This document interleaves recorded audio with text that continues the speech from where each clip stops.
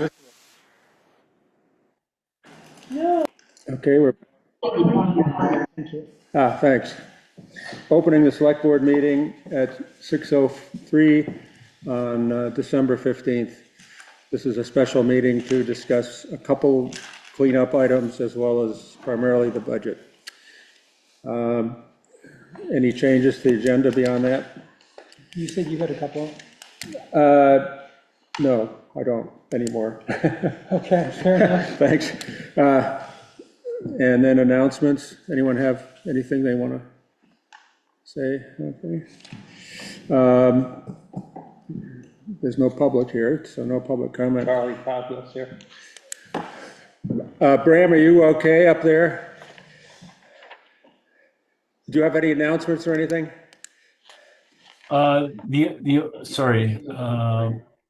The only thing that I would say, if I'm just putting together the town report stuff, I don't want to include the minutes of last year's meeting in the report. That's just something that's been a tradition. We're not required. So just putting that out there. And if anybody has any issues, we don't have to discuss it. You could just tell me if you think that that's a bad idea. It just takes up a lot of pages, and I don't think it's worth the print cost. Okay. Brandon, did you check statute to make, I feel like that might be one of the required things. Is it not one of the required things in the town report?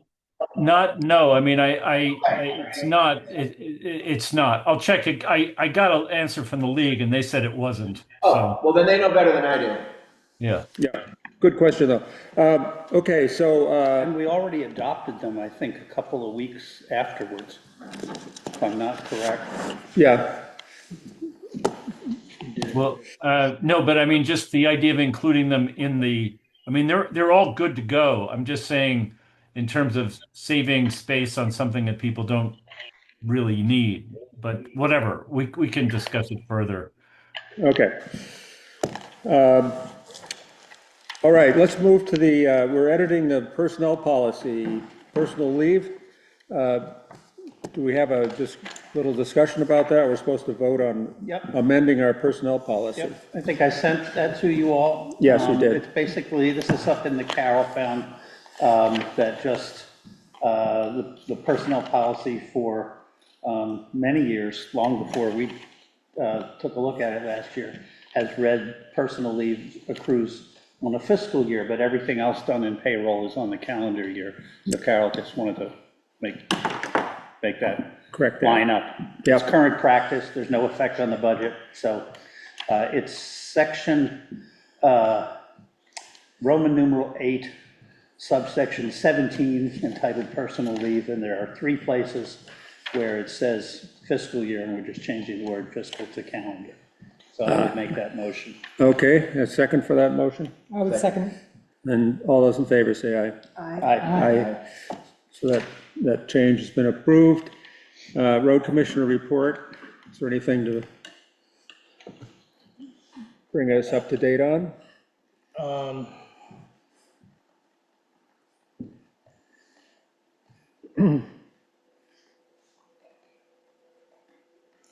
The one thing of major consequences, we did get the construction estimates back from Du Bois and King, and that And this for what? for the Mill Street Bridge project.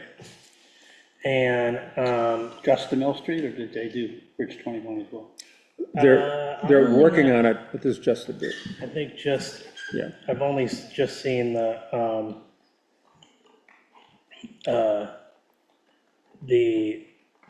Mill Street Bridge, Project 650. And I had it up here a minute ago.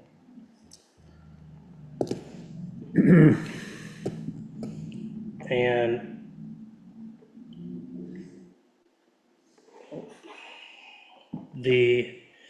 well, it's, it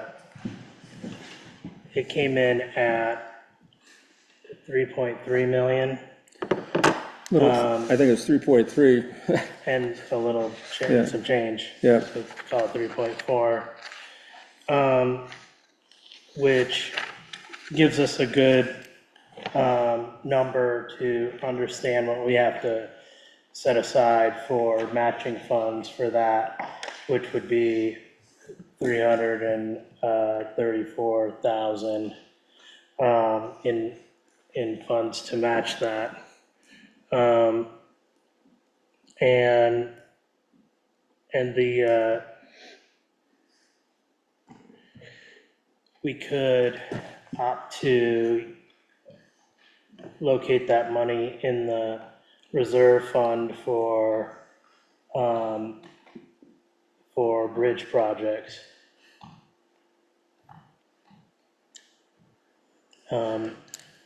The bulk of the things I worked on today were around Federal Highway and getting money back from Federal Highway. I had to go back and submit some invoicing, cover memos to municipal assistance, and then that should process the remainder of the payments coming back to the town for emergency phase work.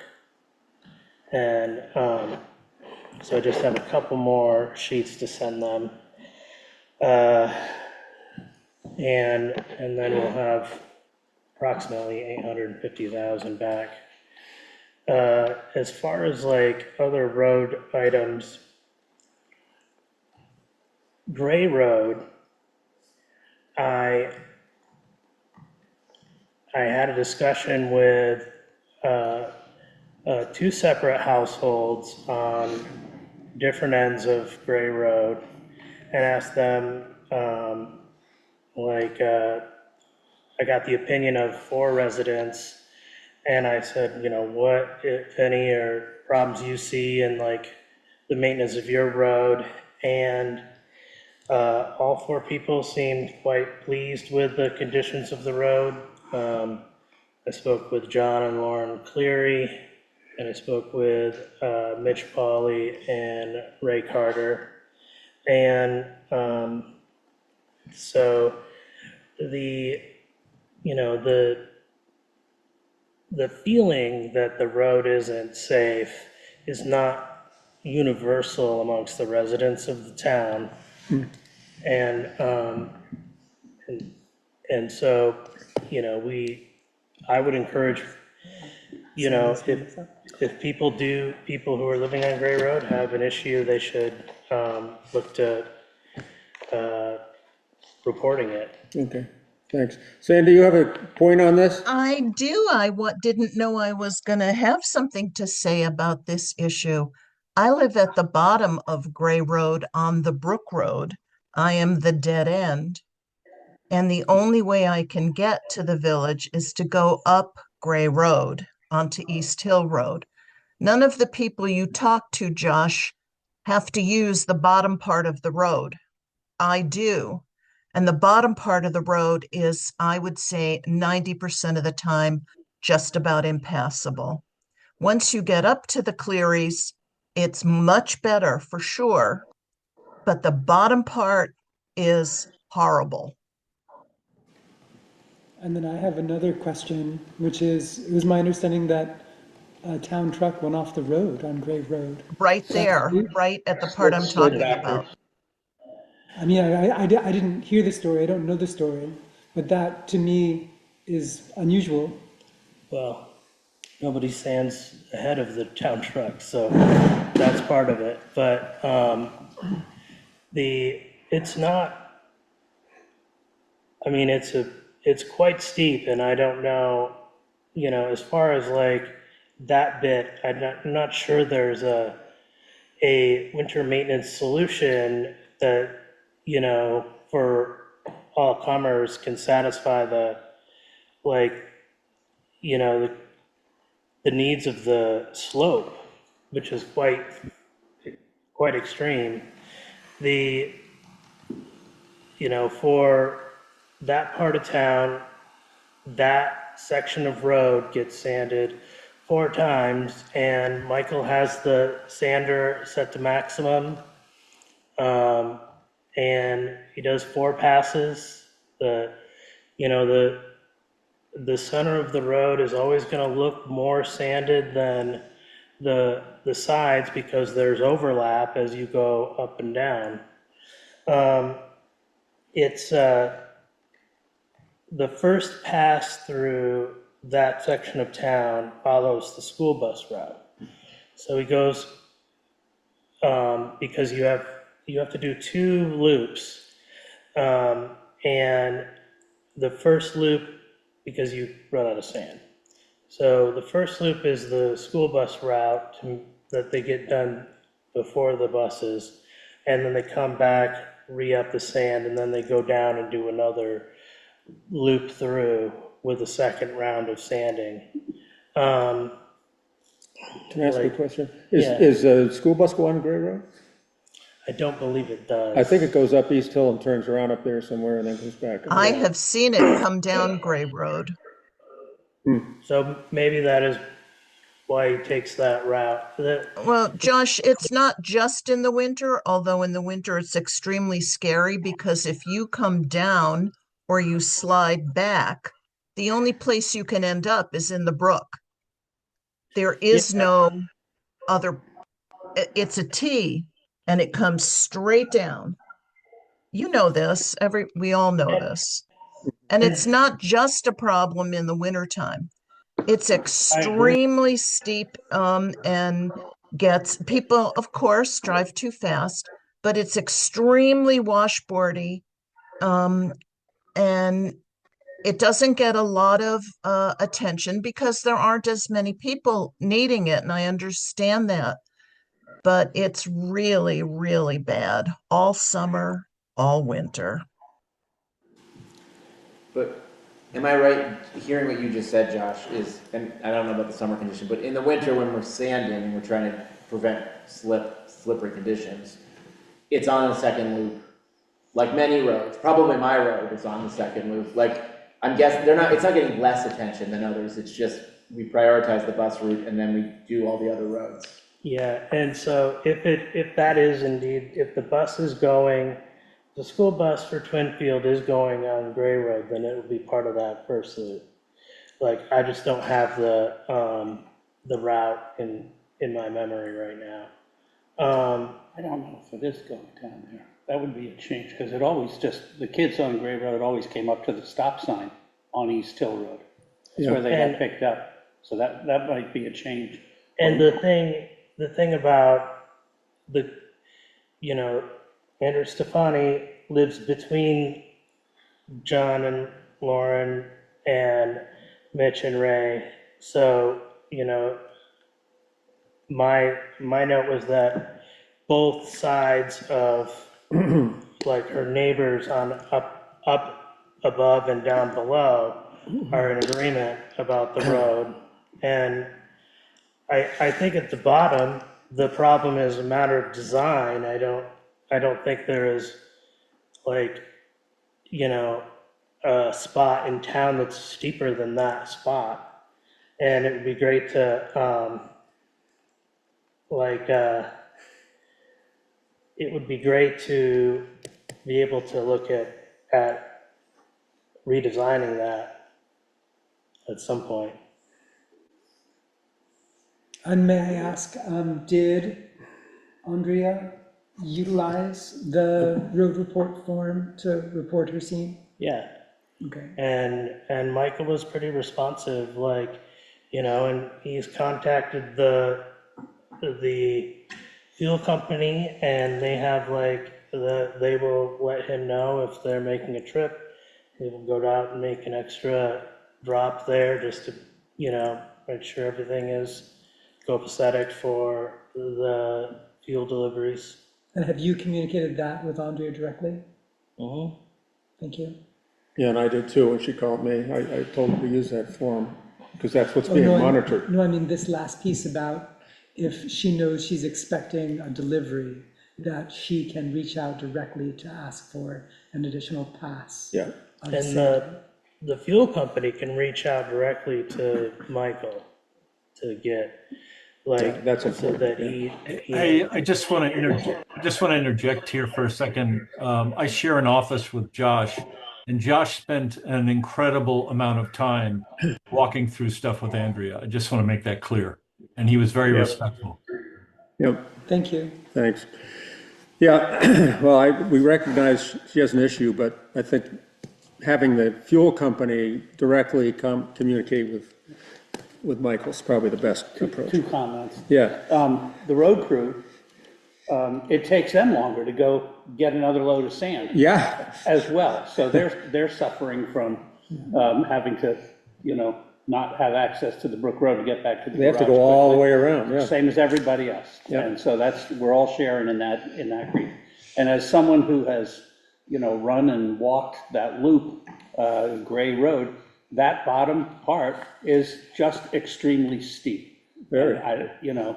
Barring, use of explosives, I think, there's not much that the road crew can do sanding wise to deal with that. Yeah. As Sandy said, in the summertime, I mean, it's like, I have to stop to catch my breath just walking up the hill, Yeah, and if there's washboards, which will happen in the dry periods, it'll make it hard too. I want to keep moving on this because we have a lot of budget stuff to do too, but is there anything else on that? Thank you for dealing with that, Josh.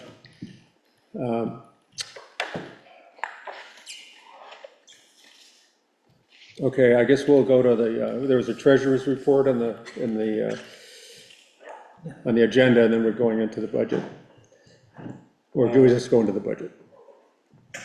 I don't have anything prepared at the moment for the treasurer's report. Okay, The one thing I'll just mention is that the loan closed for MCRF without any complications. oh, good.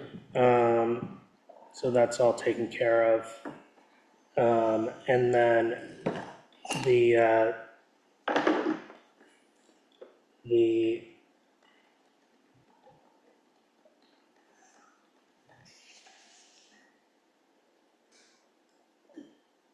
and then some of what I was gonna talk about, I don't have prepared, so. Yeah, let's just move, yeah, that's okay. We have our regular meeting next week, so we can do it then. So I gave you a packet. And starting with the fire department,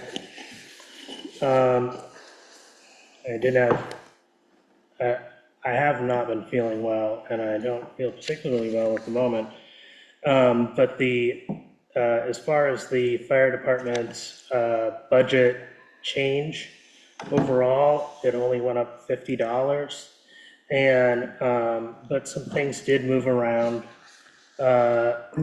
And we lowered some of the items to compensate for other increases, and the main one being that what we'd been holding for training seemed to be excessive to what actually gets used. In like in 24-25, it was about 1,300 billed to training, and then previous to that, it was only $310. And speaking with, and me and Jonathan, fire chief, went over this. We went over everything for about an hour. We looked at different, we went and pulled some files on like how much we had spent on fuel, because he was interested in that, because he had done some spray foaming of the building. One of the things that would improve the efficiency and save us money on heating would be to get some new garage doors like we did in the town garage. I don't know if that's called out in the MERC scope of work, but we'll go back and look at that. That might help save us some more in the future. I do have expenditure reports for the current year and, as of today, and the previous year. So if you have any questions, I've been entering the previous year's expenditures into my spreadsheet while we were sitting here. I think the key information for me is that you and Jonathan have gone over this line by line and feel this is a reasonable budget. Yeah, And it's only $50 above last year, Yeah, yeah. which seems quite reasonable. Yeah. This day and age and all. and one of the things that they did the previous fiscal year was spent down some of the equipment fund. They have the new rescue vehicle. And so that's been, that'll show up as a bit of it'll look like a big expense, but it was drawn out of the fund. Any other fire department questions? It looks like we're adding the same amount of money to the funds, the various funds, as we had last year. Yep. So and- that'll just continue to build that up again. And can you show us the current balances in all the reserve funds as we go through the budget? It'll be as of like November. Beginning of November. End of November. Just an idea, yeah. So the fire department building fund currently is at $58,088.13. 58K? Yeah. Yeah, just, And then the personal protective equipment fund is at $47,603.66. And then their equipment fund, the truck fund, is at $66,055.44. That's after buying the emergency vehicle. Yeah. okay, so that's good to know, thanks. So are there expected outlays, major outlays coming in those three funds? Because those are pretty good balances. Yeah. They seem pretty healthy. For the building, one of the things was the garage doors, looking at that. And, But if those are potentially covered by the energy efficiency grant, that would be the way to go there. yeah, it would be about 30,000 to replace the doors. The reason I'm asking this is like when you were looking at the highway budget and talking about the highway budget, you had, recommended numbers for bridges and culverts, for example. You had, talked about asset management and kind of projecting out, okay, you need to replace this many this year, this. Is the same kind of asset management thought behind these numbers, or are we just accumulating a balance here? Well, I looked at for the vehicles, we have currently there are some liabilities in terms of long-term debt. We're paying for a fire truck, and then pull that up. And then there is Are we paying that out of the reserve fund? No, it's No. just held as like Out of operating? yeah, but it is, one of them is to the revolving loan fund, so that goes, we basically borrowed from ourselves. From ourselves, okay. Let's see. And computer. What, your motivation to ask that is to see if we have more than we need? Is that- Yeah, as we look at the whole budget and, you know, we have yet to see the revenue side, which Josh says, you know, we probably won't see till January. Yeah. And we are looking at, you know, our municipal budget, municipal tax rate. It's like, okay, you know, I'm looking for the same kind of rationale for this investment here. And, you know, okay, if we need to, you know, if we set a target and say we want to come in under certain percent, or we want to come in level funded, or, you know, something like that, where are the pieces that we can move? And so that's why I'm just prodding this. So right now, the debt as of November for the fire department truck is 117,851.38, and that is the for the engine, and That's the total. So is it on a payment system of X amount a month? no, it's yearly, and it's like for, let's see, it's about 22,000 a year that we pay out for that loan, and For how long? I think that one matures in 33. So And that looks like 6 more years. yeah, and roughly. and Jonathan wasn't anticipating needing a new vehicle in the next 5 years. So I think I felt like the amount of money we've been putting into reserves for the equipment made sense to So me. with 66 in there, this would be 76. If you go another 5 years, that's like 126. It's like, And okay. that doesn't even get you a whole truck. No, but it gets you most of the one. Well, you've been good with the road equipment, trying to plan ahead to when you will have to replace things, so that we make sure we have the money. I just have to go get some. Yeah. That would be a question, or, you know, a follow-through on that would be nice, to know how much we should have in the bank when we're ready to replace something. Yeah. Like the grader, which is Yeah. 300,000 plus.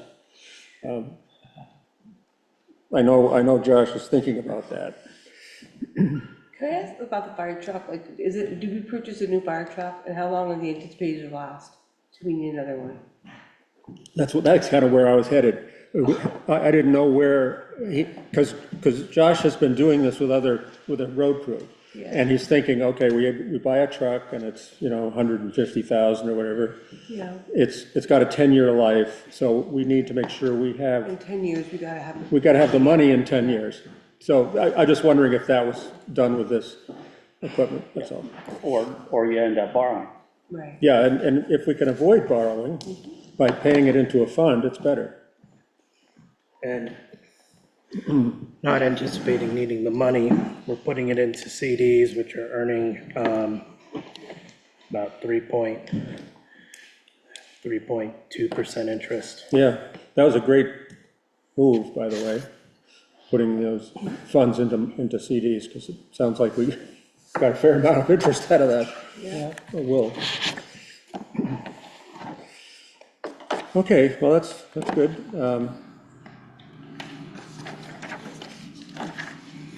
I would ask if you know, you don't have to do it right now, but if you give us a similar line of thinking on the personal equipment fund and the building fund. Yeah, yeah, to get I can get a little more detail from Jonathan on that, but just make a note here.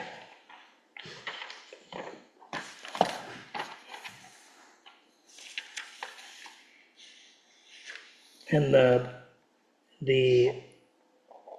let's see, rebreather.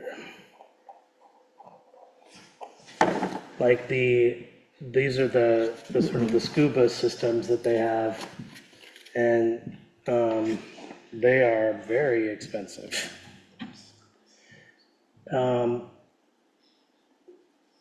The next section that I had ready was the Town Hall Opera House. Now, disentangling the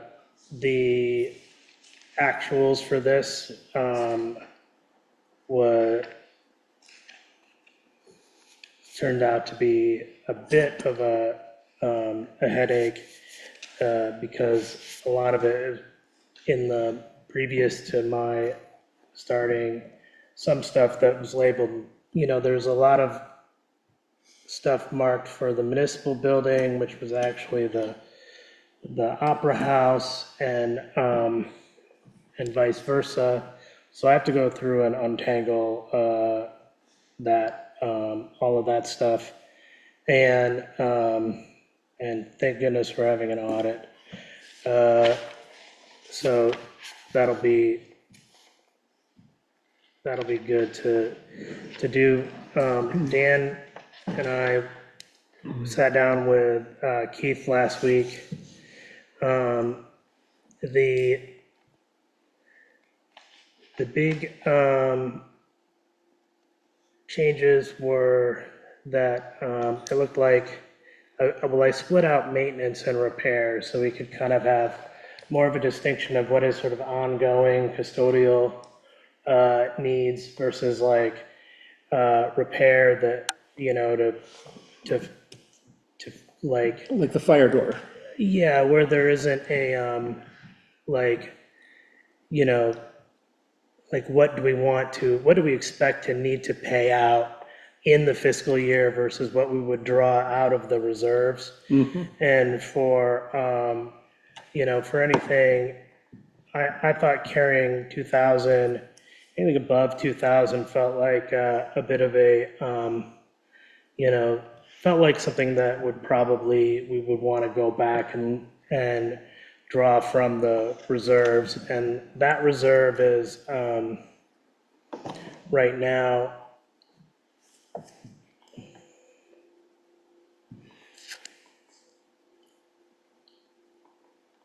Says like $37,000. yeah, 37,355 and 69 cents. Is that on the line item, is that what's under repairs? There's also a reserve fund for the repairs, is that what No, you're saying? No, The, I'm trying to find There's no money on it. oh, there it is down the bottom, I see it, yeah, okay. and so like in a lot of the stuff that has been done, there's been grant funding that Michael Billingsley's obtained from VCF and other funding sources. This was, still kind of remained to be seen if there was a specific, what is the asset management cost of the building overall? And so some of that is like to be determined. The increase in internet is an increase in the quality and quantity of available service here. It potentially makes the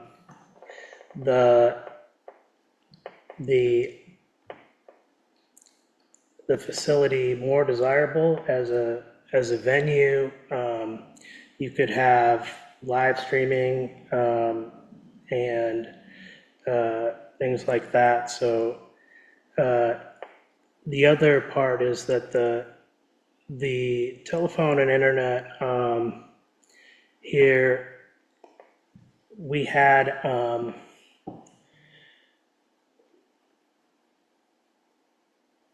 erroneously, we somehow ended up with a duplication of phone and internet in this location.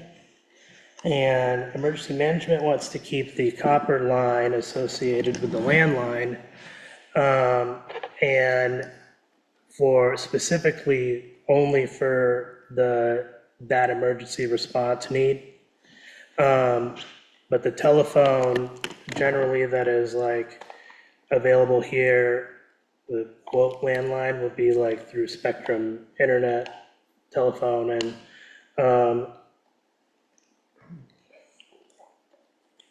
and so while it's a big jump in the budget.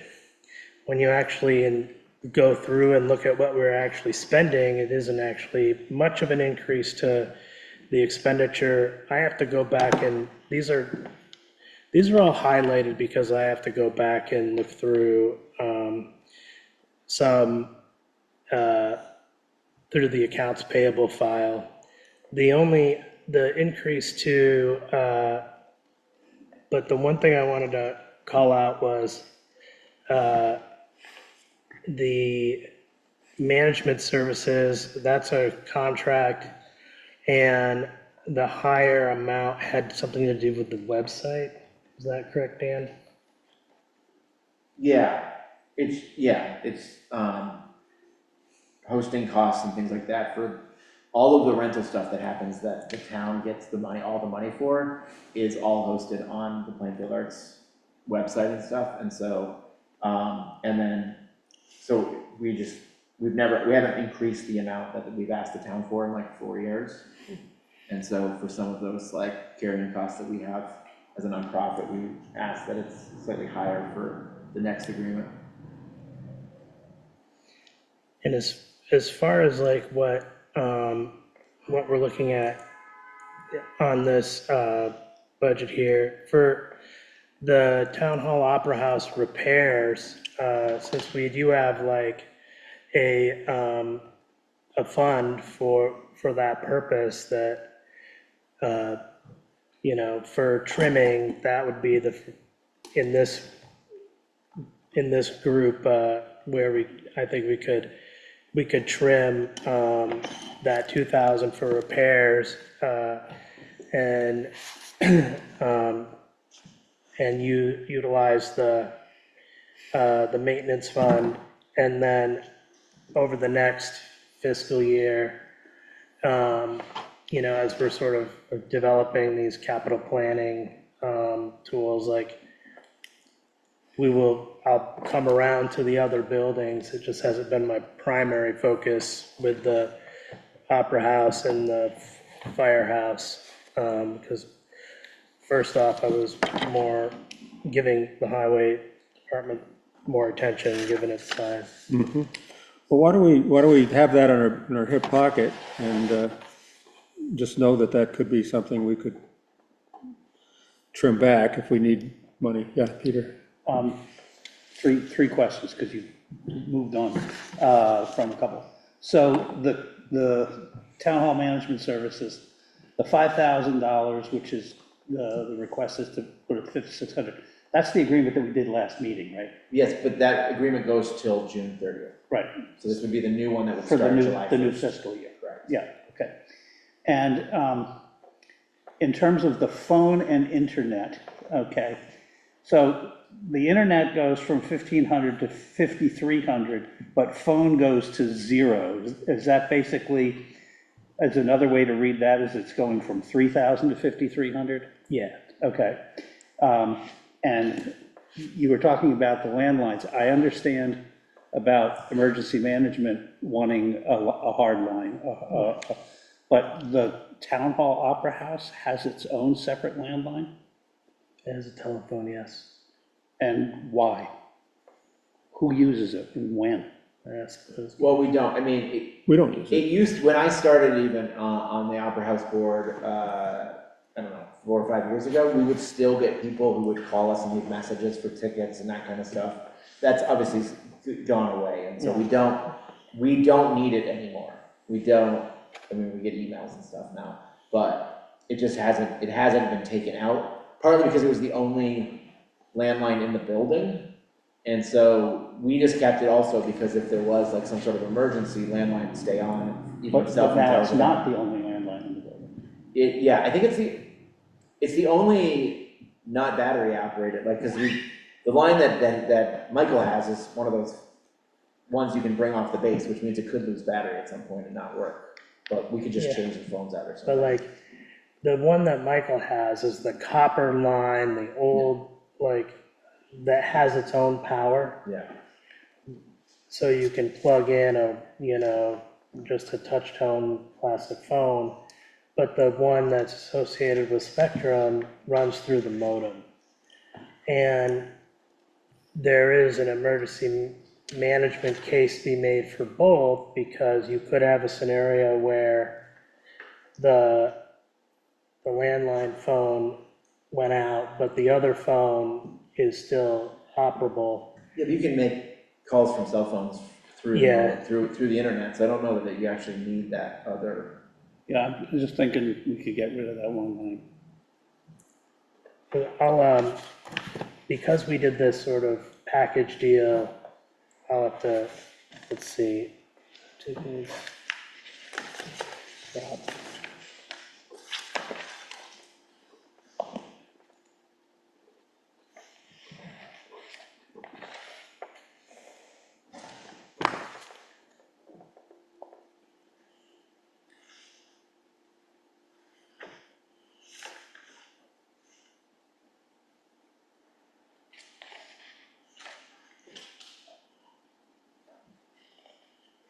And the internet increase overall from 3,000, or the internet phone together up to 50 grand, which is because we have higher quality internet because of emergency management things, right? And, Yeah. yeah, and it's a benefit to making the Opera House like an attractive performance space. Yeah. And we I don't have a probably problem with that. couldn't host these meetings without it either. I had a question about the heating and stuff. There was part of is it the MERF grant that MERP, yeah. MERP, whatever it is, did some of that go into energy efficiency stuff here in this building? I mean, it will, it hasn't, Hasn't yet? Nothing's happened yet. no, we haven't gotten any of the work done yet. And,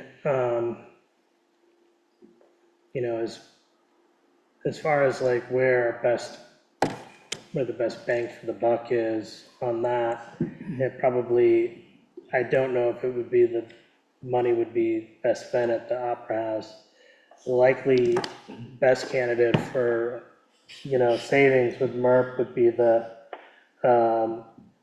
municipal building and the firehouse and the, Well, I know they, But I thought he had a budget for like all of each the building, yeah, Yeah. that's what I couldn't find it, I was trying to find it, but in the grant proposal we did, there's budgets for each building. I'm So, guessing we can about move that. stuff around, but, about that, the estimates that we got that came along with that were not, they were not good estimates. Some things were quite underestimated in what the costs would be. But I'm working with Sam Lash to kind of sort out what because we know how much money we have to work with, and we can move stuff around in that. But some of the things were quoted much too low for what they were quoting. Were those quotes to develop the grant application? Or are these bids after we got the grant? No, this is like the estimates, like before, like in the level 2 assessment that came along with the grant application. Okay. So, Okay, so those are numbers we used to get the grant, but they're under. yeah. well, they all were created pre-tariffs, pre-lots of things that have. Yeah, Costs go way up, right? Like, this was Yeah. all over a year ago when we got the grant Yeah. award. Yeah, But a couple of the things were very, very low. Like, I was kind of shocked, like, really? Like, So is there money set aside here for this building? I mean, I seem to remember something about window treatments or, Yeah, there is money set aside for every municipally owned building. The question is, if all the bids were put in too low, we can't do all the work that we said we would do, and so then we have to prioritize. And I guess part of that would be which things are gonna give us the best savings. right. And both energy use, but energy use is savings in this case, because it costs money to use energy. And a building like the municipal building where people are in there all the time, and this building, which is intermittently used, the municipal may take priority. so is Bob working on this actively? Is anybody working on this actively? Well, I think Josh just said he's working with Sam Lash of the Central Vermont Regional Planning on it Yeah. actively. yeah, and we had somebody come in to do a quote for the energy efficiency items at, at the municipal building last week. Oh, good. And the firehouse, and the firehouse. That's what Yeah. Oh, Yeah. good. I mean, I think it's, it's $306,000 any way we slice it, and I think we get to help prioritize which ways, and based on where we think we would, like, my guess is the doors at the firehouse are gonna save us more energy than doing something to the windows here in this building. That would be my sense, And too. some stuff has been done at the town garage, right? Yes, Yes. Yeah. Primarily, the big thing was putting new doors on the, and then sealing around them. And you mentioned the automatic opener. Yeah, that was actually in a different grant. Okay. Let's see here, and I have Save the guy from the, getting out of the truck every time to open and close the door. Yeah. Little heads up. and it's a safety thing too. So the Town Hall Opera House,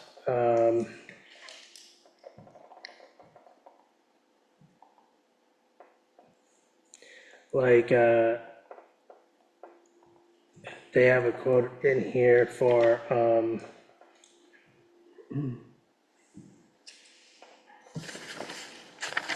like the initial estimate was, like, replace storm windows, as a low-cost alternative to refurbishing the historic windows. Then they have some ERV recommendations, but the initial investment dollars they put with that was only $10,000, and there's no way that that's the right number. That's way too low. for this Well, building. it might also be that we put in, I mean, I know that I think the application that we put in was for more money than we received. And so these numbers are the numbers that they granted. So they added up to 306. I don't think we put in for 10. We probably put in for something else, and they shaved them down as they try to figure out how to spend the 45 million or whatever it was. Yeah, I don't, that's not the sense I got from Sam, but I'll dig into it, like, anyway, there's gonna be an optimal way to apply that, and, yeah. Well, I think finding the best return on investment for any of the buildings is really the right answer. Yeah, I mean, it's all, we're paying for it all somehow, so. Yeah, And obviously, the building that has people working in it every 5 days a week, comfort, other things should be looked at as well. yep. Okay, Too bad I can't level. we should, one thing, quick thing, Dan, there was a reserve fund for the Opera House? Is Yeah, that- yes, for the building itself. For the building? 37,000. Okay, that's what I'd written. Reserve fund, yes. Okay. So that's for if there's any major, and we have no major purchases on the horizon. We even physically looked at the furnaces and checked their dates. But like, yeah, if we had to change out the furnace in this building, or some other big A thing. roof or something like Yeah, that? the roof is the big one, and we don't actually know the year on the roof, but as far as we know, it's not. Yeah, But so that's what the $37,000 is for. Okay, Is good. for any major purchase, like, that would have to happen for maintenance of the building. that's good that we have it there. Okay, any other questions on the Opera House? I think it sounds pretty good. So what's the next one here? so the next page, starting with listers,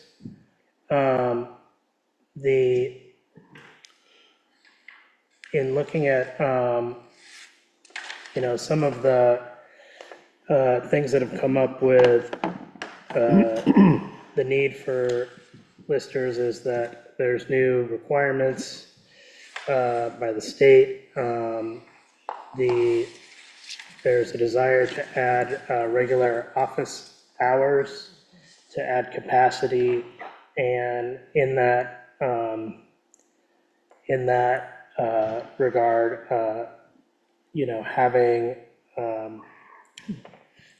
having Kaylee there for a period of time every week would help steer some of that away from the office staff that is fielding the questions of in that realm, and and so there's an A and a B here, and some of the cost increase here is associated with the what we'd like to do is to raise the hourly compensation for the listers to 25 an hour. It hasn't been changed in many years. And What is it currently? 18, I believe, is what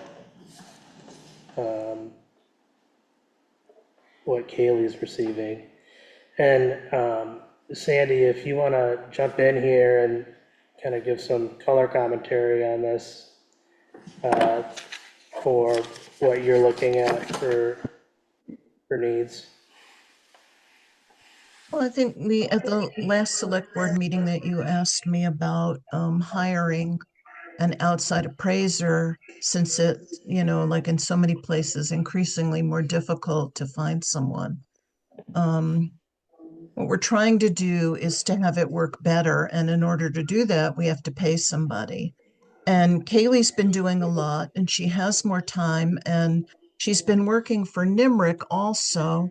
And if we, for example, contracted with NIMRIC, who are the only ones that I know of that would actually take on an outside appraiser job, they're just going to send Kaylee because she's their person in our area. So instead of paying NIMRIC $100 an hour, we might as well pay Kaylee 25. And she would take on more time, more work. And hopefully we can find a third person. I have been doing this job for 35 years, and I would like a little increase in pay too. I mean, I do a lot of work and I do a lot of it without noting my time. I have to spend lots of time on the phone with people who call with questions, and I never write it down. I never count that because I feel partly like I'm doing this job. Yes, I get paid some, but partly all this time I have felt like I wanted to contribute to the town. And I think that that's fine. But if we want people to stay and do this job, we need to pay them. Thank you, yeah. So the choice B here is reflecting what we would really like to see in the Lister office, is that right? Yeah, With the increased salaries and staffing. And so I've shown the administrative function of like sharing some of the administrative work for zoning and DRB carried on that first line under Lister salaries, but that is sort of shifting some of that added capacity just to sort of show like this is like where it would hit on the budget, but like in in a scenario where we have like two listers and there isn't sort of this creating kind of this shared administrative need. We spoke with Janice Walrafen about what Kaylee could do for the DRB in terms of like carrying some of that administrative work, and also working alongside. Kaylee is interested in working alongside Karen's story. Karen to do to kind of learn the ropes for zoning, and and I think that would take a little bit off of Karen's plate over time. And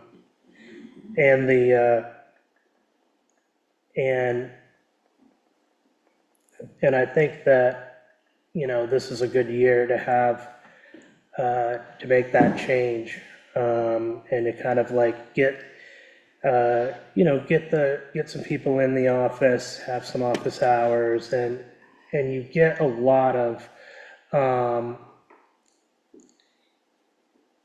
like, spending time in the office will give you a lot of the, institutional knowledge transfer that I think you don't quite get if you're not there. So, yes, sorry, Dan. So, sorry, and I didn't notice when you were doing this that the orange are all related, and so we're looking at the DRB budget and the zoning budget as well. So it's really just 83, I don't know, 20-something $100 difference, right? If you like, Yeah. I just wonder, like, I know it's gonna be the same person, but if Kaylee is doing shadowing of zoning, shouldn't that still be, that time should be still part of the zoning line? And then if they're doing executive assistant, shouldn't it be part of the DRB line, just so we know, like, what, even if it's one person doing multiple roles? Yeah, I just wanted to show it this way, so you could kind of So- see, like, It'll look A way, but your B way is just showing, or, yeah, just like, and like, if Kelly is not taking up some of that administrative need that DRB has, then we need to find somebody to do that work. well, no, I understand that, I'm just saying that's why, that's why the 2,300 needs to be on the DRB line. If Kaylee's doing it and that 2,300 goes towards her salary, fine, but it wouldn't be a lister, like, it wouldn't, she would have like she would have a payroll form where she's putting in which hours she's doing, and we would break it out. Yeah. Okay, that's what, I get where you're showing us, like, but I feel like It should be in it its, should be where you had them, and just Where the function know that, zoning admin salary is going down to 6,000, then there'll be a next line that says, assistant zoning admin or whatever, and then there'd be $2,500, and we would know that that's 2,500 that's going to Kaylee or whatever. Same with this, I mean, we still have an admin assistant or admin needs, but maybe it doesn't say admin assistant, maybe it says admin functions, and that's 2,300, we just know that it's going to Kaylee, but the lister piece is still gonna be 4,300 or 4,800, like, it's not gonna be 15,000, it's gonna be 15,000 minus If- 4,800, which makes it only $700 more than, yeah, if Anyway. Kaylee wasn't here, that, the DRB would still need to have that work done. yeah. I understand, this is helpful to show, but I think we need to break it out based on the departments, even if it means that one person has 3 different lines of code on their payroll, like when you're doing payroll, to figure out who's doing what. Dan, if you're saying that if you separate those out and it would just leave lister salaries at 4,300, which is where it's been, No, that's it would not be- enough. No, it would be 10,200 or something. I'm just saying, Okay. like, taking the pieces that Kaylee would do for the DRB and the zoning, putting them back in DRB and zoning, just those pieces. And No, then I we'll- absolutely agree with you. That's Yeah. fine. I just wanted to make sure there was still left enough money in the lister salary line item. Yes. Yes, I think by my math, it would be 10,200. Great. But yeah, Yeah, but Why isn't it 9,500? well, because the 9,500 is if there's only 2 listers, I think. Yeah, and Okay, Because this, based on the so this training, would is training costs. include a potential third list. Yes. yes, Okay, yeah. got it. And also, the listers getting some more money. This would, the $25 an hour. And it's only half a year, And do we have to, because it's a fiscal year. One more lister and 25, and a raise of pay. That was one of my questions, like, we put this into the budget, then do we have to do an item at some point that we're actually officially raise the pay of the listers, or is that something that just happens through the budget? I think you need to set some rate of pay for the listers aside from, Even though they're a separate elected position? yeah. Okay. We might want to just look into how we do it, because there might be a different mechanism than like setting the rate of pay for an employee. Like just a straight employee. Yeah. And I hadn't had a chance to discuss zoning, and my plan is to sort of create line items in the same way that I have them for under the planning commission and DRB and listers for all of the kind of administrative needs.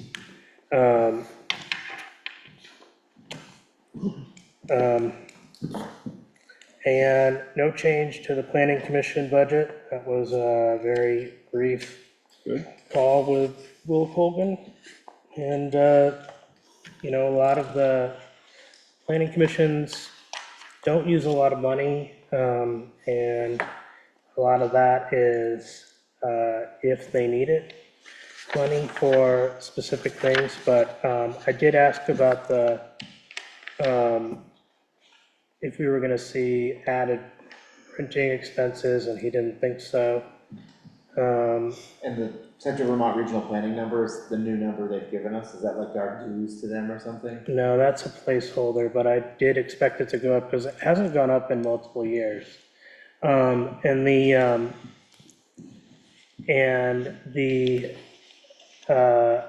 one thing on the DRB that I went through was, we did not budget enough for advertising. And I went through For like, when we like amended the zoning and stuff, that would come out of this, well, it's the newspaper publishing that we had to do. like all of the advertising we hadn't been budgeting enough money for advertising. But we went through all of the DRB, we went through, let me back up. I went through all the invoices of the Times Argus for this fiscal year and last fiscal year, and we looked through with Janice, and Janice had all of her records of like all of the newspaper postings and how much, and then we cross-referenced that with how much those cost, how much would be expected in the coming year, and it worked out to a little under 600, so we put 600 in there. Yep.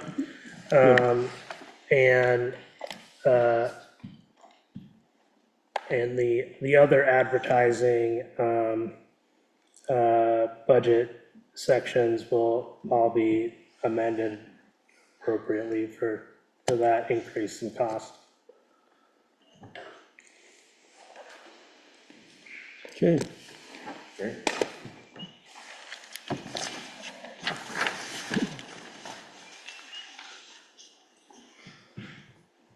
So I'll rewrite some of this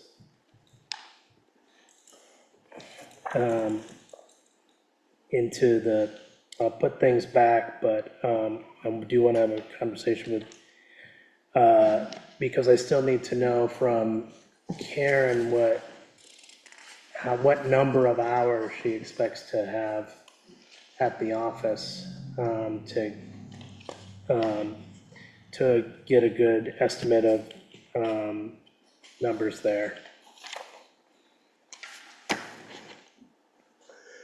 And then the next page here is salaries and stipends, and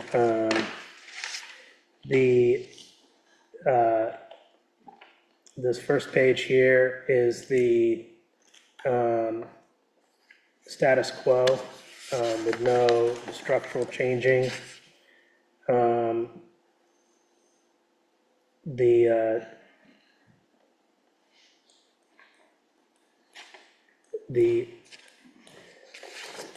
then I put in a few alternative scenarios where there's been discussion about, town administrator, creating a town administrator role, and how that slots in with the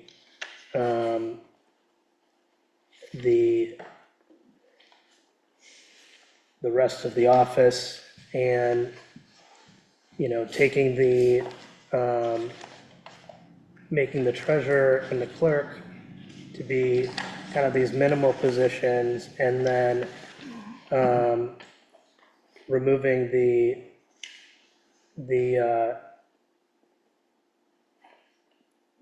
there's a potential to change that administrative assistant role, or in another version of this, have a, like in Plan C, you could have this, a role of admin assistant and then a public works coordinator, kind of like into a full-time job. And that would, you know, all of the kind of work that, in terms of like the building and management, maintenance, you know, and attention to like the assets of like the buildings and grounds themselves. We don't really have a specific like point person on that. And so creating that as a position that would be a part-time position,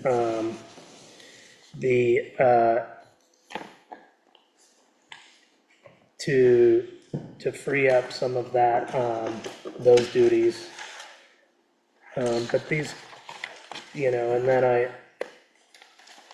I just made a blank sheet here to kind of, you know, if you want to have a discussion about, but this kind of gets to like, you know, if you want to adopt the new town office structure, these were some incomplete thoughts that I had around that, but it shows that you can take, you know, reduce some select board salaries and take out the grants administrator and remove the sort of bring the road commissioner duties under the town administrator, and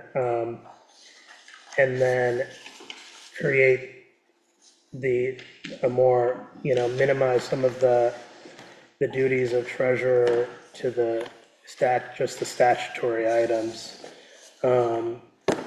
And having a bookkeeper would allow us to implement the internal controls that we need to have. I was hoping to be prepared for a bigger discussion on this, but I haven't really been able to put forward the attention on this because of the health problems. Question, you had, I'm looking, you have bookkeeper in all the models. So is this what Karen's doing now? No, Karen is the auditor. Okay, so we have no bookkeeper per se, that's in-house. Right. Okay, so this is new, no matter where. Bookkeeper is on the, we did have money in the budget last year for bookkeeper for this fiscal year. And like that would be, you know, hired out. But we haven't done that yet. Haven't done that yet. Okay, and the same thing with the building and grounds custodian, and we've been advertising that job on the website for like 2 years. That wasn't in the budget, so I put it in the budget now. But we still don't have anybody. Yeah. I guess my question is, are you looking to eliminate these roles to make the salary, or are you rolling some of these roles into the town administrator position? Yeah, like the town administrator would take on a lot more of the, you know, would take some of the duties of the treasurer, an administrator operationally is going to take on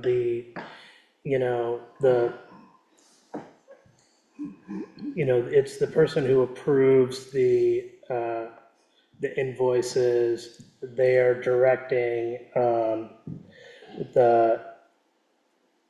the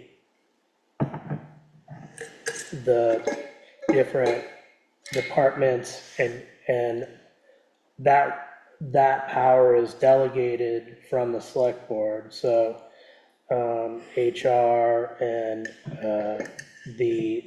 a lot of the administrative burden of like dealing with all of the grants and projects that are coming up, and then the treasurer is the person who is managing the finances and the payables and reserves and dealing with your finances, and then the bookkeeper's role is to reconcile that. So you, in good financial structure for internal controls, you want a triangle where one part of that triangle is the person who is saying, yes, this goes to the town hall electric line item, and I approve this. And then the treasurer goes, okay, I will sign a check for that. And then the bookkeeper reconciles the checking account against the invoices. And so the person doing the reconciliation, the person approving the invoices, and the person writing the checks are separate people. And that creates a robust structure that is fiscally sound and should be one that we're adopting. Yeah. So where does the assistant treasurer meet in that triangle? So in the right now, the way we're operating is I'm acting as like the two parts of the triangle for the town, and Carol's acting in the same kind of regard as the treasurer for the water and wastewater department. And what would make more sense to me would be to have one person primarily engaged in like receivables and one person engaged in the accounts payable, like the administrator being in charge of operations, and then the assistant treasurer probably doing, receiving billing for the water, wastewater, handling all of the tax receivables.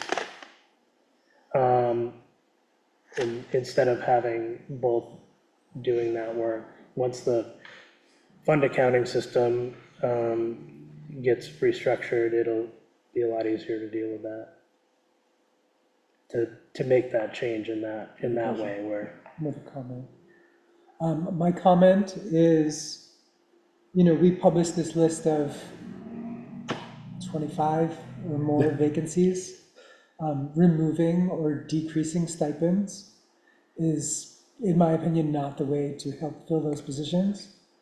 And so just that strategically. Which ones are you referring to? These are the official town. No, which stipends, reducing Well, stipends? the one I caught my eye was the grant administrator. Right, we wouldn't have a grant administrator. Okay. The town administrator would be the grant administrator. I mean, as select board is down. The Right. collector of delinquent taxes is gone. They make their own money. It's gone in the first one too. They get a portion of the money that they get paid receive. from the penalty. Health officer is gone. Road commissioner is gone.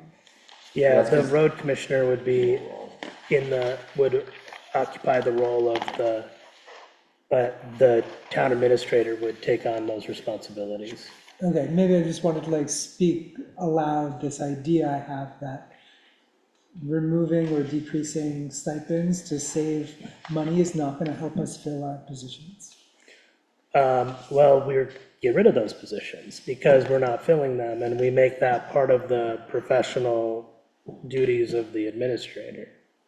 So like, The administrator is only gonna be one person. I mean, that is great to a point, And then all of a sudden this person has too much responsibilities. well, I think you gotta look to neighboring towns who've done this. I mean, Josh shared with us a while back, like what Callis does, for example, and moved to this. And I think there was a chart, an organizational chart, where you see, what used to be in other places and is now there. And this goes to the point that Karen Hatcher raised at our last meeting about the state is now looking more and more to whether towns have the capacity to manage grants that are, and other program streams that are coming in, with, a lot of it federal, with yeah. requirements there. And so you need, for lack of a better word, professional oversight of that and demonstrated capacity. I think, it also is a shift of responsibility from the select board to that individual, whether it's a town administrator or a town manager. Whereas, the select board would be setting policy, improving budgets, making appointments, but the actual oversight, human resources, for example, we're supposed to be doing job evaluations of all these people. That would fall to the town administrator to do, as opposed to us. I'm wondering how our town is gonna feel about, all these heads being chopped off for this position. Like, it's looking like we're getting rid of part-time, we're gonna make the treasurer part-time, we're gonna make everybody else part-time. And that gives one person like all the jurisdiction. Yeah, it's a great question. I mean, education of the public about this is required. For example, if you look at the statutes as to what is required of a town treasurer and what is required of a town clerk, both of our town treasurer, our current office holders, do far more than is required by law. And that's why Josh, picked the numbers and says this person could go back to 32 hours a week or 24 hours a week. Because some of those functions, like in our personnel policy, we name the town clerk as our human resources manager, because we don't have anybody else. But that's our choice as a select board to do that, where we assign that. That is not in the law what a town clerk is required to do in the state of Vermont. That's just what Plainfield does. And so I think, when we moved to appointed town clerk and town treasurer, what we did not do simultaneously was come up with specific job descriptions for those roles. And just because it fell into somebody's lap, Josh and Bram and the other folks working in the office do what needs to be done to keep the town moving, but their job descriptions don't match those functions. And so we either have to come up with better job descriptions or look at an alternative model. And there are external pressures that are pushing towns towards different models just because of, to be competitive in a number of these grants, you have to show that you have the capacity to manage them. So, Peter, I hope that you're not I hope that you're not expecting to tell Carol that she is going to go to part-time with a part-time salary. No, No, that's not in any of these, examples. not at all. Not at all. Okay. But the tasks that she does on a daily basis may change, Right. as they would for the other people in the office. It's a redistribution of the workload to better match the capacity and the internal and external needs of the town. Would we put this town administrator position out for hire? Would we be publishing, job ads? We would have to, I think, based on our policies. I don't think we can just maybe we have to do some sort of hiring process. What's the, and can somebody describe again the difference between manager and administrator? One is more official, sanctioned by the state, right? The manager? Manager is a statutorily defined position. Town administrators can be created by the select board through like delegating any power that the select board holds. So, you know, the addition of the town administrator is you're adding a person, like, and the addition of that person should pull like back work from like that is going to Carol or going to me or going to Bram and or falling on like Karen Hatcher or you know, or stuff that is not getting done to the best of in the best way that it should be done. Like, for example, the MERT grant, that there's no one, like, there isn't a lot of, like, there isn't enough time and attention being applied to that because we don't have the capacity to do it. We really do right now, where we're at in town, I think, in my opinion, need another person to handle these various things because the volunteer operations are not rising to the needs of the office at the moment. And it would mean that the select board would not have to meet as often either, because you delegate you know, your authority to approve warrants, and you could delegate your, you know, quite a bit of what you all are doing. That is what, you know, in the interest of being, you know, expedient and having enough attention like placed on those, you know, those items. And the Callis model is closest to example C, right? Because their town administrator is also the treasurer and the road commissioner. Yeah. Which I'm guessing is what you're doing in C, because there is no money back for road commissioner in example C, though you still have it as a different line rather than with the bottom line. Yeah, I just didn't have enough room. I'm wondering actually who their Or assistant- the public works coordinator could be, you know, handling some of the, you know, some of that, Yeah. I'm wondering how they do the assistant treasurer in Callis, since you have to have. the assistant clerk is treasurer. the assistant treasurer. Okay, it just doesn't say that, okay, because the clerk's still elected, right? In Callis, the treasurer's not, at least based on this diagram. Yeah. It doesn't fall under the select board, anyway, because they have like a clerk and an assistant clerk off to the side. Which is statutory.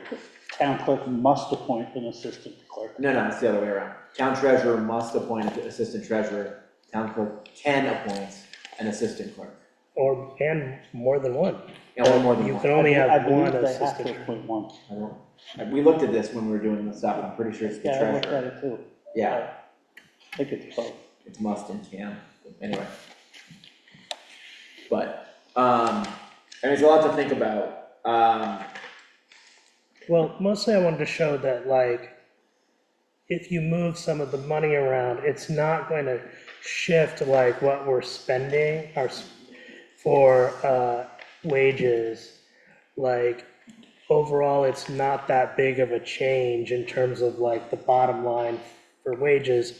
If we pull from these different stipend positions, we, you know, in terms of like, you know, what, if we can get another body and it's not gonna cost us an exorbitant amount beyond what we've already budgeted for, then, But we're not really, in none of these scenarios are we getting an extra body, right? Like, A is obviously what we have right now.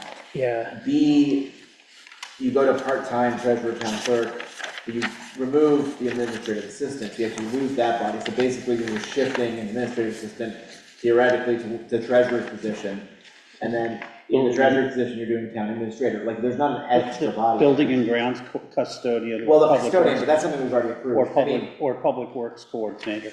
well, that's the C. I was talking about B specifically. Yeah. Yeah, and But we've added a custodian, Yeah. but we haven't added like, I think there's just like a I shifting think on around. B, I meant to leave in, the, administrative assistant. At the 33,000? No, yeah, So that would actually be a $300,000 scenario. and,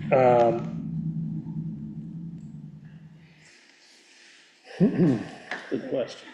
well,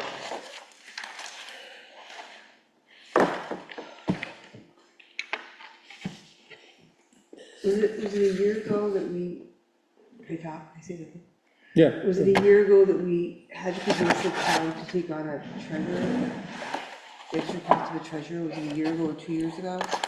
2 Yeah, years what- ago. Wasn't it?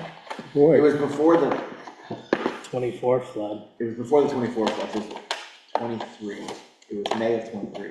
Okay, and oh, right, and that's when we went to a 5-person board, and that's when we had the clerk and treasurer be appointed. And that was a big ask for people. I remember people being pretty upset, thinking that a treasurer, another treasurer position on top of the town clerk position was gonna be, Yeah, I mean, they're, I just want to interject here, if that's okay. I think that in discussing reforming town government, and I think it's interesting talking about Callis and the reforms that they've made.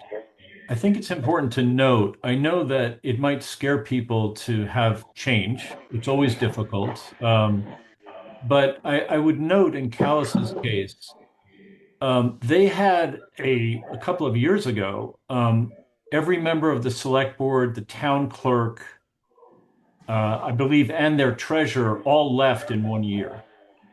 And I think that our taking on this difficult process, having public discussion, can avoid that sort of tumultuous, sea change where people are doing things on an emergency basis. I think they also lost the road crew as well. I mean, I think that addressing this and having the difficult conversations now is something that's important in terms of maintaining town government. Just putting that in there.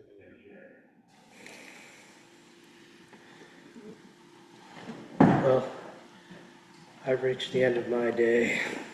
I have to go lay down now. yeah, well, thank you for yeah, this. sorry, not feeling good. Thank you, Josh. To be continued, I suppose. What? This matters to be continued. Josh, do you know where the Social Concerns Committee is with their recommendation? No. Is that Judy, or who is that? Judy's one of them, I think. Judy Cyprian? Cyprian. She may be the I chair. I can ask her. I think it is Judy. Yeah, Judy, Gail Falk, and Marcy Hale. Okay.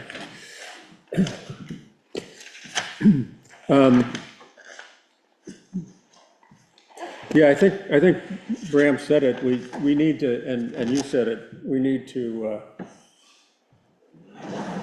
get the community on board if we're gonna do something.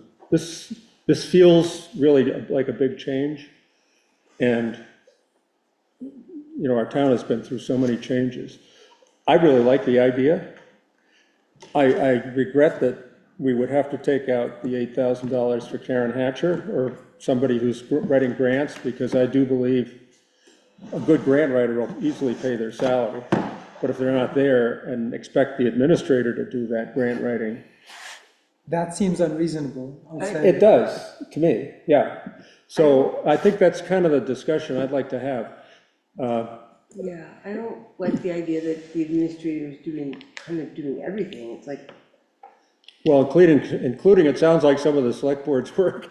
Including grant writing, and grant writing is a huge job, to research the grants, and find the grants, and with the way things are going now, it's gonna be harder. It's not like you can sit down and you devote all this time to writing a grant, researching a grant and writing a grant, when you've got all this other stuff that's on your plate. Yeah, we're very fortunate to have people, Michael Billingsley, Karen, Bob, who have gotten grants for us as volunteers. Yeah. I mean, I will say, at least at the last meeting, 2 meetings ago, Karen spoke highly of changing to a model like this. So I think Karen has been a thought partner with Josh. Yeah, yeah. I think she understands there needs to be somebody. And I also believe very strongly that the government is, whoever the government is, state, federal, whatever, are unlikely to give us money if they're questioning whether we can handle it, right? And keep good records and make sure that payments are made out that are supposed to be made out and so on. So from all that standpoint, I like the administrator. But do you feel like that we don't have that capacity now? I think the staff is pretty overwhelmed. I don't know. Do you have an input, Bram? I see you. Well, I think that the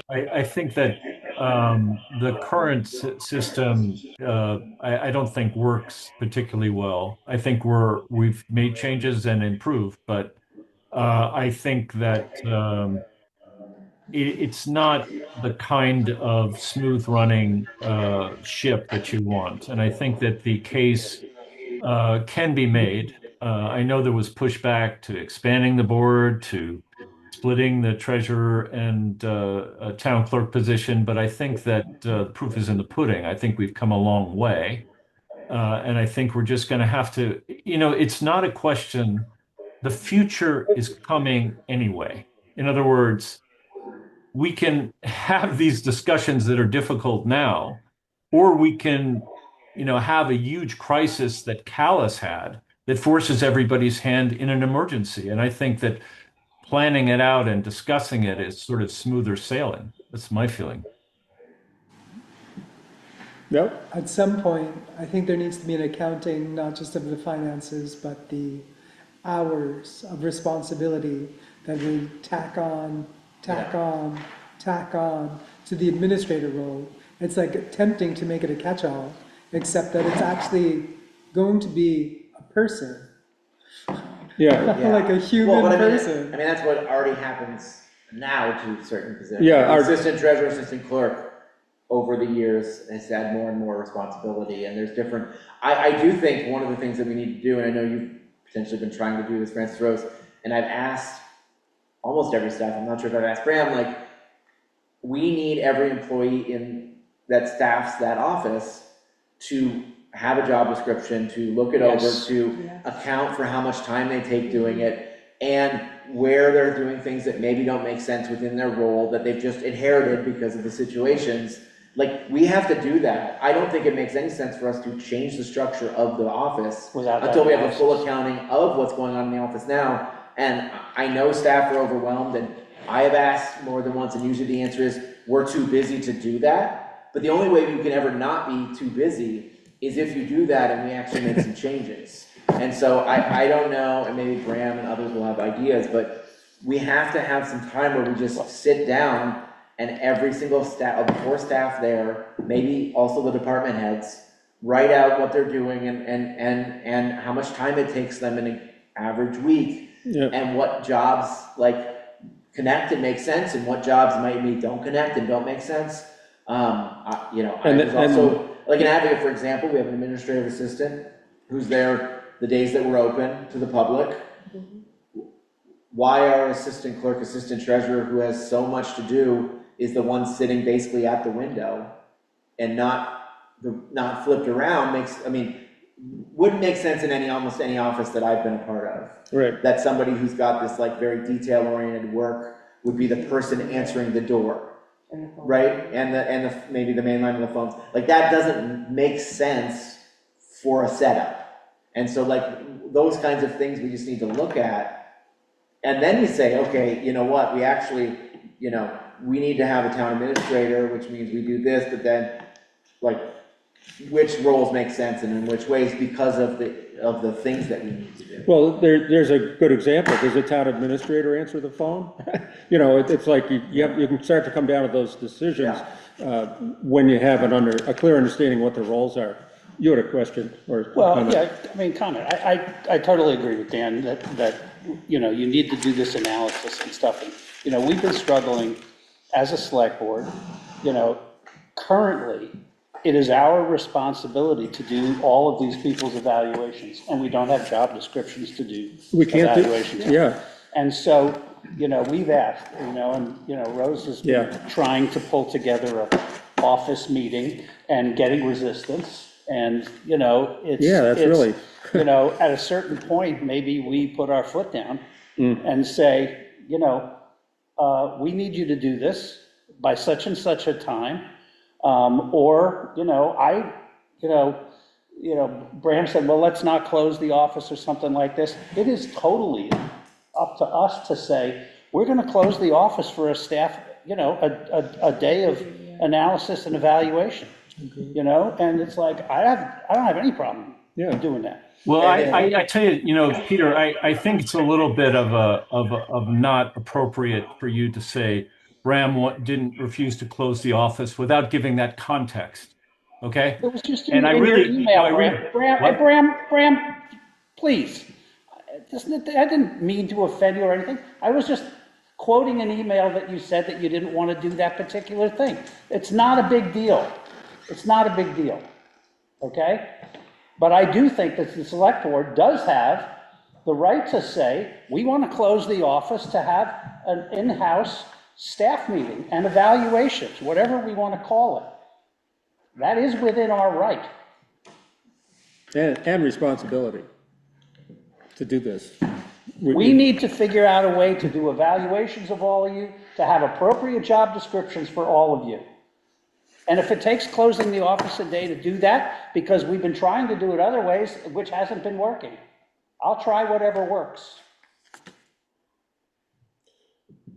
I mean, what about a Saturday? What about I mean, Well, again, that's what, the whole point is that we would want to do it on a work day that all the staff are there, so they don't have to give up one of their few days off Exactly. to do it, which means then Yeah. you potentially, like, we could do it on a day that the office is normally open. We could shift the one person who's only working some days of the week, ask them to shift to a day they don't usually work, to do it on a day that the office is usually closed, as long as we, you know, there's other, like, we work it out with staff, but, I mean, here's a thought, what but about, also we wouldn't, I mean, we'd have to either have only two select board members there, or we would have to warn it, open it, and then it would be a personnel executive session. Correct. That we would go into for 7 hours and then remember to go back on and come out of it and whatever. So there's different ways that we could do it if we all 5 wanted to be there, or more than 2 wanted to be there. We could break it into parts. We could say, you know, do your evaluations on, you know, write your job descriptions on your own time, something, and let's get together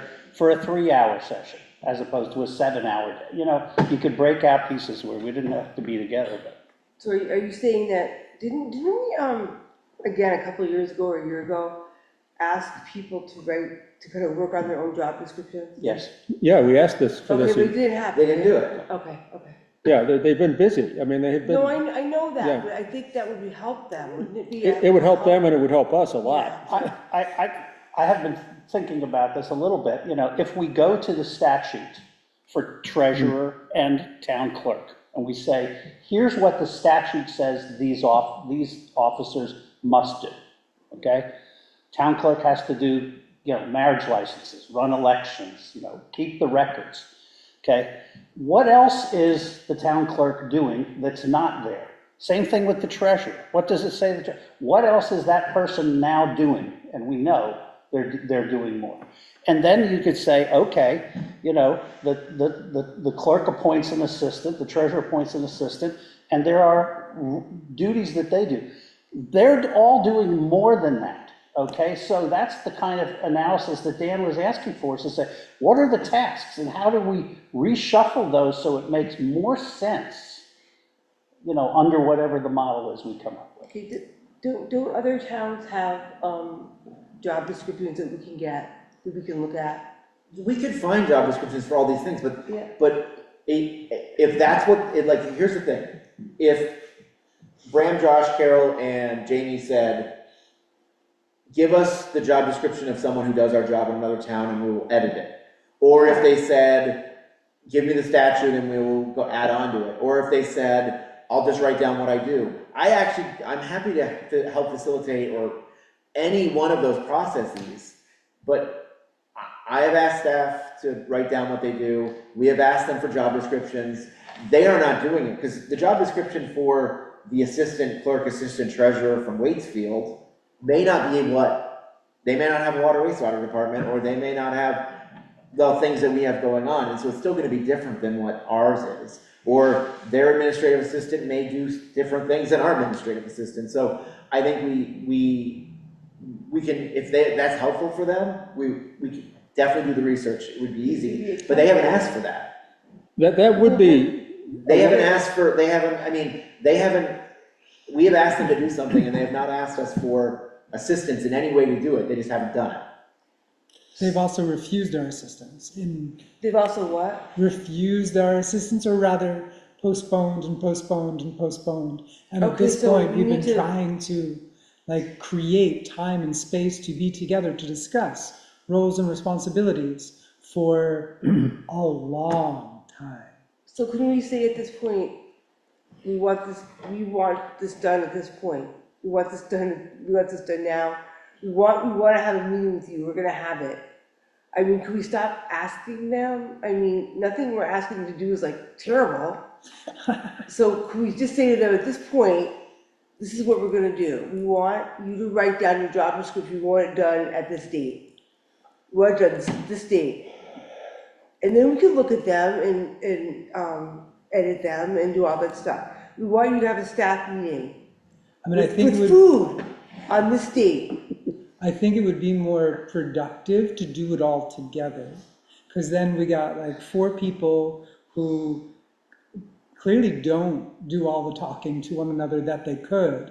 And so it's like assigning homework about roles and responsibilities. I think a discussion that was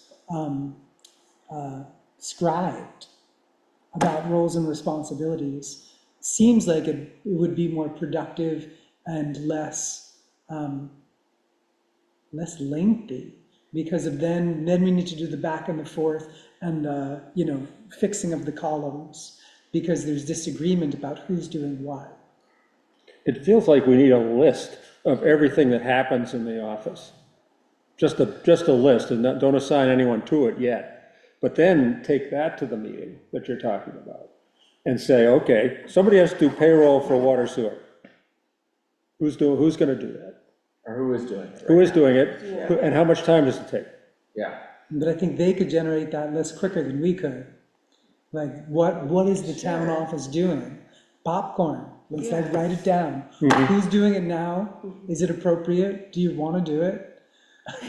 Yeah, Is there anybody else who could do it, and perhaps better? and as much as I like Dan's idea of getting some other towns' job descriptions or list of things that have to happen, it's gonna be different. Well, It's so different. Definitely not my idea. Well, it was my That idea, but it was That- Patty's it was my idea. idea, and it's okay that it's not a good idea. But I just thought maybe we get some ideas about what were on people's job descriptions. Yeah, I mean, so it was my intention to host a moment anyway on Wednesday with whoever's going to show up. And I'm hoping it's more than one person that shows up. I'm hoping it'll be at least Jamie and Josh. And, because they're like willing to talk about systems. Well, They're and willing. maybe you can get their answers to these questions at I, least. I just want to say, I agreed to come to that meeting on Wednesday, Francis. Okay, but it wasn't, when you refused to close the office, Bram Didn't support closing it. did not support closing the office. That places an extra burden and responsibility on Carol, who's then trying to do the work she's trying to do while keeping the office open. Like if you're I not. think you're really misunderstanding, Francis, and I think Peter is as well. the whole reason why I didn't want to close the office is exactly because of Carol. So I mean, and you, once again, we're closed Thursday and Friday next week.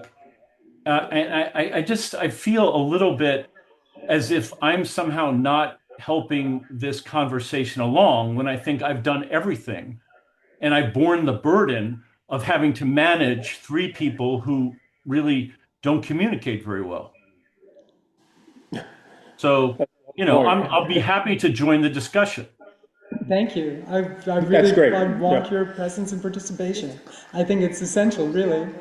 But it's also, I'm acknowledging the burden placed on Carol, who doesn't actually necessarily want the office open if she's the only one there trying to do whatever it is she's trying to do.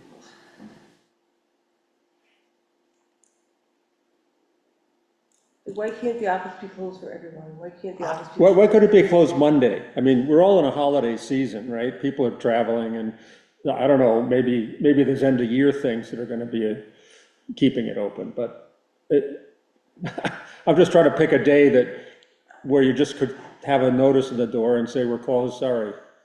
Well, yeah, or we pick a day and we just make sure it's out far enough that Yeah, people plan for it. yeah. This was planned for, just to name it. Yeah. No, This was I'm not- planned for and named weeks and weeks ago. Okay, so we just can't, this is not the person I am, but I think we have to say, the office is closed for this. It's like, I agree. schools have days off, or This, restaurants have days off, people have days off to get themselves together. Staff meeting, yeah. So we're gonna say, this date is closed for staff meeting, and all attendance is required.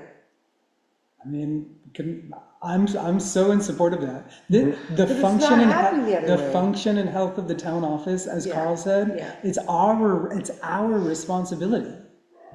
And it's like not there. Okay, I mean, they're gonna get paid for the day. They're gonna get paid, so I think everyone, we have to say, this is the day we're gonna have it, and all staff is required to come. I mean, and so can it be this Wednesday? Can it be 2 hours on Wednesday to like start this process? I know Carol's only worry was that's her last day before she's trying to take vacation, and so she wants to get all her. Not then. I think she thinks if she takes 2 hours in the middle of the day, it just means she's gonna be there 2 hours longer in the evening. And then the next sentence was, okay, January. Yeah, And this in December was yeah. No, I October, understand. and it Yeah. was July, Yeah. and it was, Okay. it was like, we either need to draw the line, as Patty is saying, Yeah, or expect this to be punted along. I have not seen my trust in this is like decreasing Yeah. without like a harder line, like Yeah. this is what's going to happen. And maybe what it's been lacking is like select board unity about that very thing, like, oh, no, actually, we're gonna do it. I would feel better if we could have that meeting with that list that I was talking about, because otherwise I could see us getting all together in one room and just kind of, it doesn't feel like there's a productive start to Well, it. a thought occurred to me, there's like, perhaps we can assist with the exercise of, writing down all it is that you do by creating a template, okay, which includes the statutory duties of town clerk and town treasurer, and say, okay, which of these are you doing? And then space for them to add, what additional things do you do?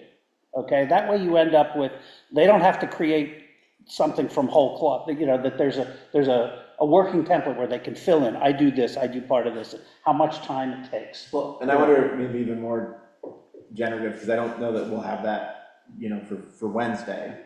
Yeah.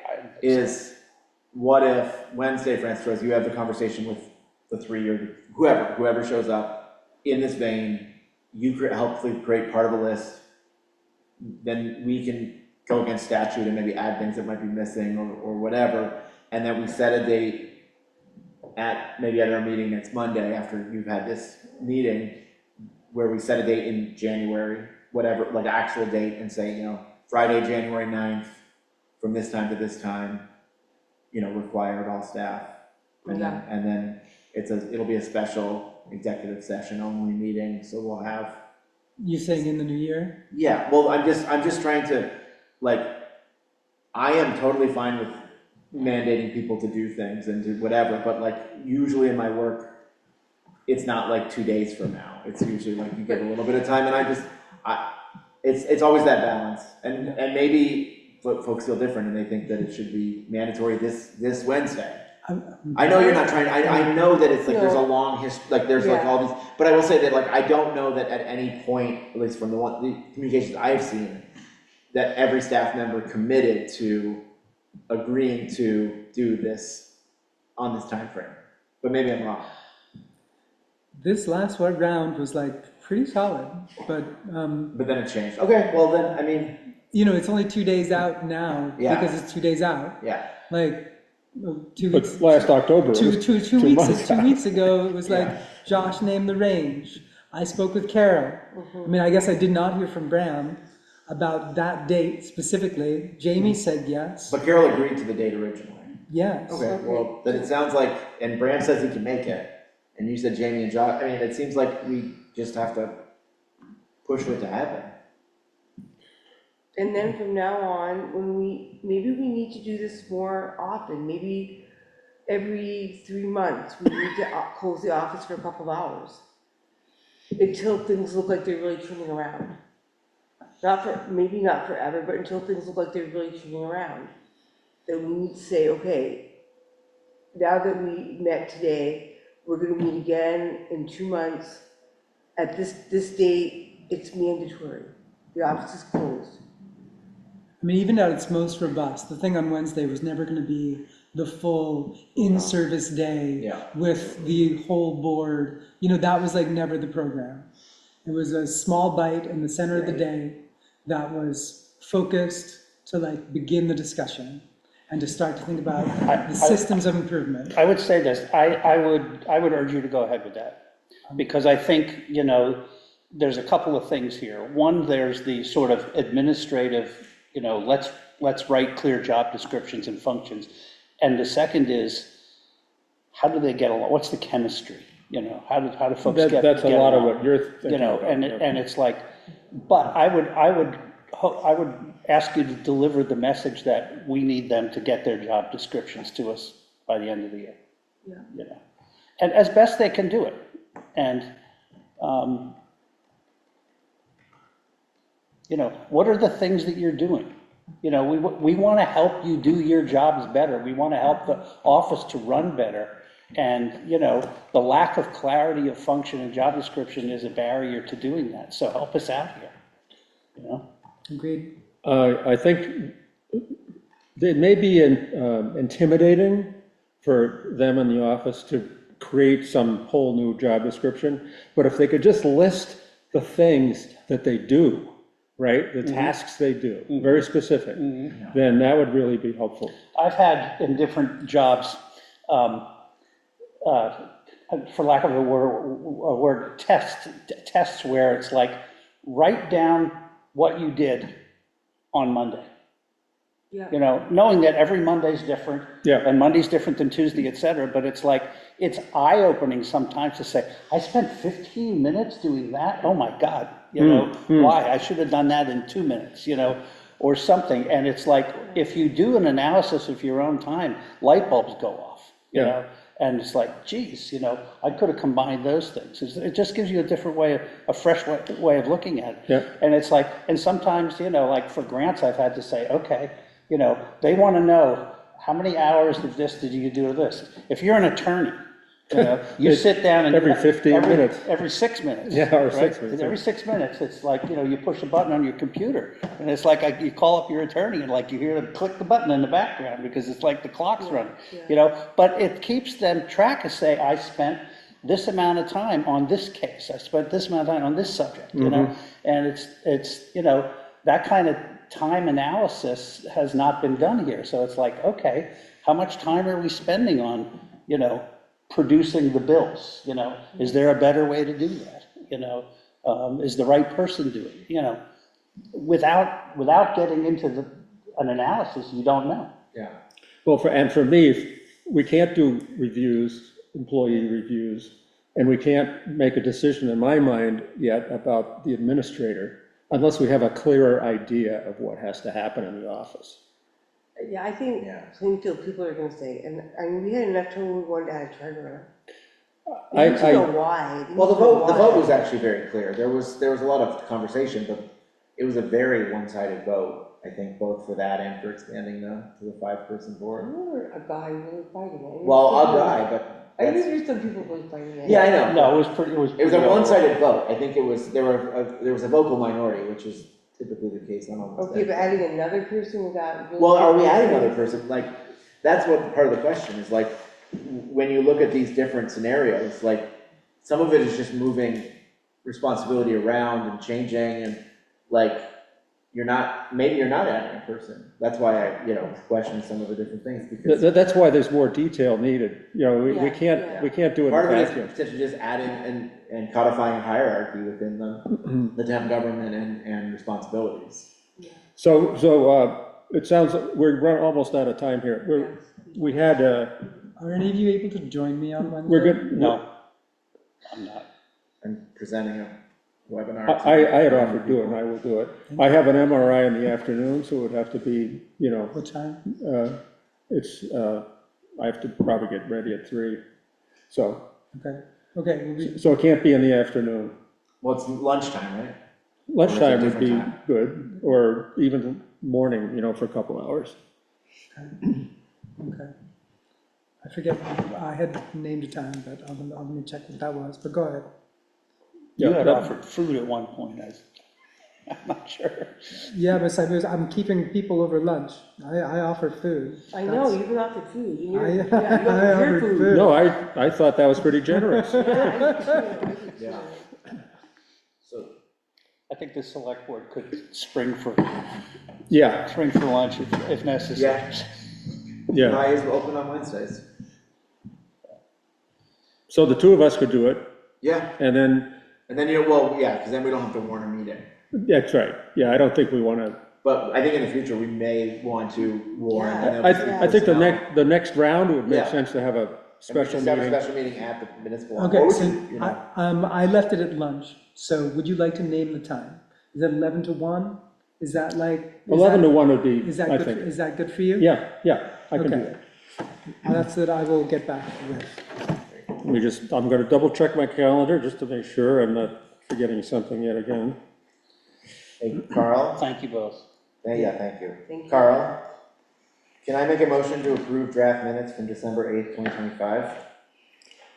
Yes, you can. Second? I second it. Second? Amendments. Amendments? Yes, in the town constable's report, I sent this to Jamie. Dan is the town constable, but Dan Fingus, the select board member, raised a couple of points, and Jamie's notes all just say Dan. And Oh, I believe points 4 and 5 were Dan Fingus's points about, this was when we were talking about making it potentially a requirement for calling the state police if there's another incident. And it was just, I thought that needed clarification. yeah, I saw that. So That was, which Dan was speaking there. yeah, that's good. So I would move that the minutes be amended to reflect that which Dan, I think Dan Fingus raised points 4 and 5 in the, do you have those in front of you? I don't have the minutes in front of me, I'm just writing them. So we'll have to address it next time then, right? Unless or do you want to, how do you want to approve them? We can approve them, I was just gonna look for the minutes. They have not yet been changed. Okay, I mean, I think there are 5 points under the constable's report, and I believe it's points 4 and 5 that were Dan Fingus. you know what? Look at you, They're changed now, look at you, Dan. edited, just added my last name to the 2 points, so we can just pass this Okay, as they are now. as Thank that, you. Good catch, So, we Peter. just Okay. need a vote. all those in favor, say aye. Aye. Aye. Carl, Opposed? Yes? can I, motion to approve accounts payable for December 15th, which wasn't on the agenda, but I see we have it in the folder. And, I'm sorry, yeah, accounts payable for December 15th and payroll for December 11th, 2025. Second. Second, and all those in favor say aye. Aye. Aye. Any, And do you want to announce the next meeting? the next meeting will be next Monday, which is the 22nd. Is that right? Wait, It is. Yep. yeah, the 22nd of December, 6 o'clock, Opera House. Carl? Yes, Dan? Motion to adjourn at 2 p.m.? Question before we, No. are we doing more budget next time? Yeah, I think next Monday we need to do more budget. I believe we noted that as an intention. Yeah, yeah, And we have committee appointments to make. Yes, both, yes. And I would just point, I took a look at the tracking sheet and it doesn't look like anyone is using it. If you're making calls. yeah, I've been a little lax in my calls. I've made some, but, and I've talked to some folks in person, but I should have. I've talked to a couple people who are saying, is anyone else going to give me a call? Yeah, Well, yeah. I mean, for the EVAC, we only guaranteed that one select board member was gonna talk to people. At minimum, everyone would get one select board call. Uh-huh. So as long as everybody's gotten one select board call, then we're, That was a great thing about that sheet, though. Yeah. People could see who was calling Yeah. who. but yeah, I don't think there was ever an expectation, like we didn't with EVAC have all 5 select board members call every. Oh, no, we didn't. Oh, no, but I've had people say I'm the only one who's called them, so, Yeah. so, That's okay. That's fine. all right. That is, we are all allowed to use our own process. Okay, we have a motion, I think a second. I didn't hear a second. I second it. Oh, Patty, Patty said second, all right. and all those in favor say aye. Aye. Aye. Thank you all. We can leave the chair and tables, because Thursday's thing is the next, and you guys will leave them off, right? Oh, yeah, So like, we just leave this, we just need to get. and into the text. tomorrow night, we're gonna be downstairs. This is same date, and months ago I asked you, if you, this is. Did